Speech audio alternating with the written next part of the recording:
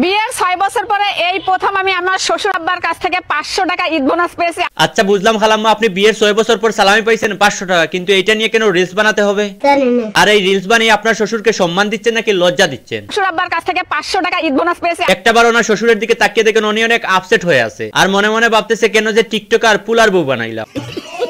তো আপনারা কারা কারা শ্বশুরের কাছ থেকে ঈদ বোনাস পেয়েছেন অবশ্যই কিন্তু কমেন্ট করে জানাবেন। দেখেন খালাম্মা, আপনার মতো সবাই সাপরি ব্লগার না যে সালামি নিয়ে ভিডিও বানিয়ে শ্বশুরকে লজ্জা দিবে। ঠিক বলেছিস। আপনি হয়তো ভাবতে পারেন আপনার ভিডিও যারা যারা দেখে তারা হয়তো সালামি নিয়ে ভিডিও বানিয়ে আপলোড করবে। যদি এইটা ভেবে থাকেন তাহলে ভুল খালাম্মা, কারণ আপনার মতো সাপরিদের 70% মেয়েরা দেখতে পারে না।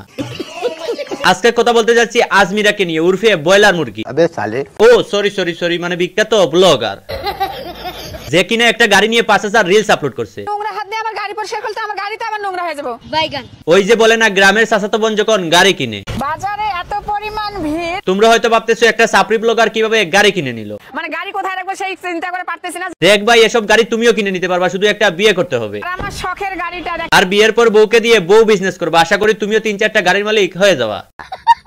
তো যে যেখানে আছো দবস করে বসে পড়ো, আর হে গুজাগারকে সুজা করে বসে পড়ো। তো চলো শুরু করা যাক। আসসালামু আলাইকুম, দিস ইজ আসিদ। শিয়ালের মতো 100 বছর বাঁচাচ্ছে, সিংহের মতো 1 ঘন্টা বাঁচাই উত্তম। গাড়িটা দেখেন রাখার জায়গা পায়নি, কিভাবে রাখছে, এক চাকা উপরে এক চাকা নিচে। আরে খালাম্মা, ওইটা গাড়ি, ওইটা শোকেসে সাজিয়ে রাখার জিনিস না। রাস্তার গাড়ি তো রাস্তায় থাকবে, তাই না? ওইটাও নিয়ে কি রিলস আপলোড করা লাগে? গাড়িটার আজকে এই অবস্থা। মানে এই ব্রয়লার মুরগি, আবে সালে। ও তুকু মানে এই খালাম্মা 20 টাকার আলু কিনে 20টা রিলস আপলোড করে। এটা হচ্ছে সজনে। এরাই বলে কাপুল ব্লগার। বাজার করা শেষ করে বাড়িতে গিয়ে আবার টমেটো দেখি আরো 5টা রিলস আপলোড করে। আমি কি ডাল খাই জানেন আপনারা? আর এইসব রিলস আপলোড করে খরচের টাকা তুলে ফেলে। এটাই হলো বিজনেস।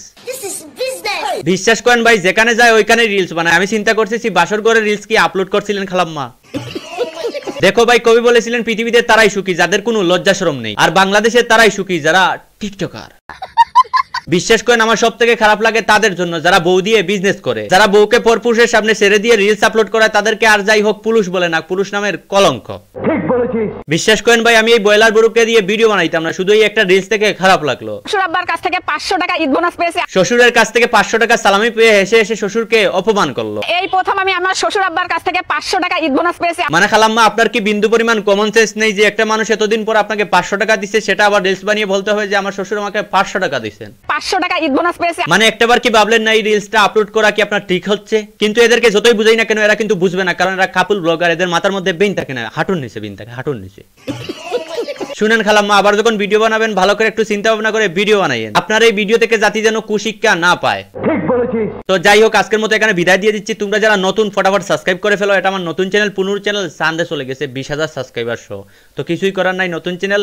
তো তোমরা যারা নতুন দেখছো ফটাফট সাবস্ক্রাইব করে দিও। আর হে, সাবস্ক্রাইব না করলেও শুধু নামটা মনে রেখো, দিস ইজ আসিদ। আবারও দেখা হবে কোনো এক ভিডিওতে যদি বেঁচে থাকি। ভালো থেকো সবাই, আসসালামু আলাইকুম।